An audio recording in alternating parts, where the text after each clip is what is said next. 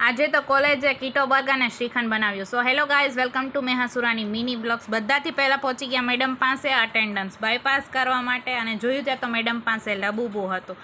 Main કામ આજે આપણે મેનુની ઝેરોક્સ કરવાનું હતું, જેનું નામ આપણે રાખ્યું હતું ક્વીન પાવર પ્લેટ.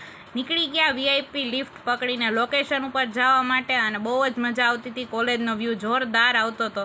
કોલેજનો વ્યૂ જોતાં જોતાં ફાઇનલી આપણે પહોંચી ગયા લોકેશન પર, જ્યાં હજી કોઈ જ નહોતું આવ્યું, આપણે જ પહેલાં હતા.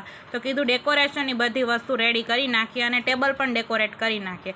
ત્યાર પછી મેનુ રાખી દીધું, ને હજી વાર હતી તો કેબેજના બધા પત્તા અલગ કરી નાખ્યા, કારણ કે આપણે બનાવવાનું હતું કીટો બર્ગર, જેના માટે ટીકી રેડી કરી. ત્યાર પછી આપણે મસાલાવાળું પનીર બનાવ્યું અને બધા વેજીટેબલને કટ કર્યા અને ફ્રૂટને કટ કર્યા, કારણ કે ફ્રૂટ આપણે એડ કરવાનું હતું શ્રીખંડ.